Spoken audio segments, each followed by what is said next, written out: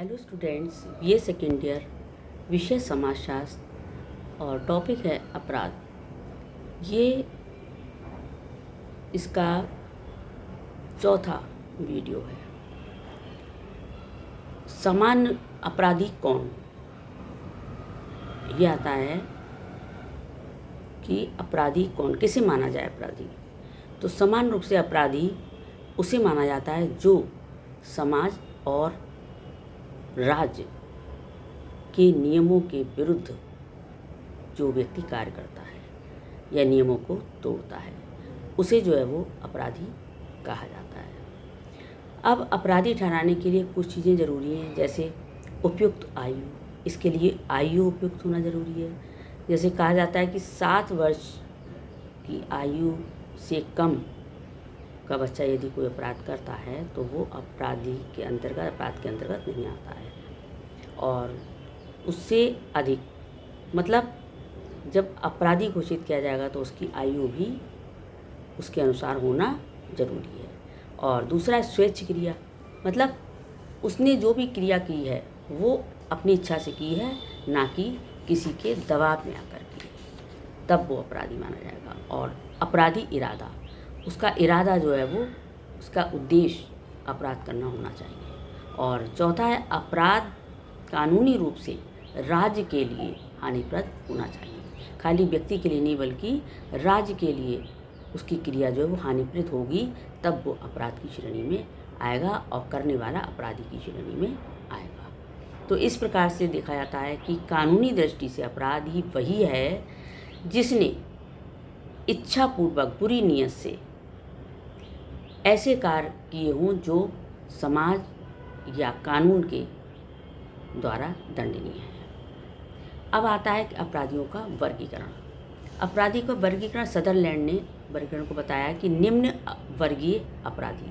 पहला, ये इसमें वो अपराधी आते हैं जो निम्न वर्गीय होते हैं, जो कम पैसे वाले होते हैं, जिनकी स्थिति पैसे में अच्छी नहीं होती है, जो मजदूर हैं, गरीबी रेखा के नीचे आ रहे हैं, धन के अभाव में न्याय प्राप्त करने में असमर्थ हैं, तो ऐसे व्यक्ति जो है वो निम्न वर्गीय अपराधी कहलाते हैं। और दूसरा, श्वेत वस्त्रधारी अपराधी।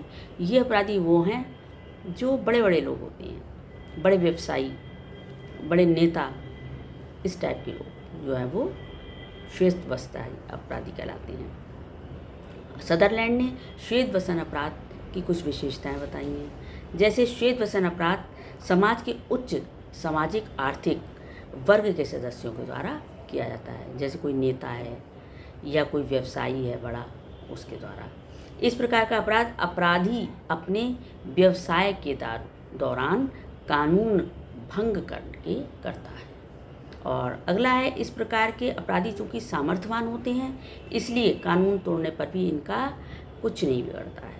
और इस प्रकार के अपराधी ऊंचे पद के कारण कानून भी अपने हित में बनवाने की चेष्टा करते हैं संसद में। और श्वेत वसन अपराधी जो होते हैं, धन व पद के कारण न्यायाधीशों को भी अपने बस में कर लेते हैं और अपने पक्ष में फैसला करवा लेते हैं।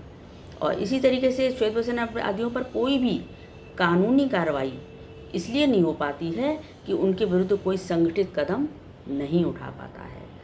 उनके द्वारा पहुंचाई गई हानि कई भागों में बढ़ जाती है।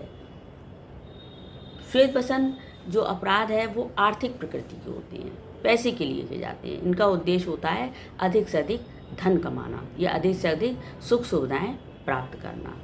श्वेत वसन अपराध जो है वो विश्वासघात पर भी आधारित होता है। और जैसे कि साहूकार लोग करते हैं, अपने मजदूरों के साथ, अपने जो उनके यहाँ वर्कर होते हैं उनके साथ करते हैं, धोखा देते हैं, उन्हें गलत साइन करवा लेते हैं, इस तरीके से।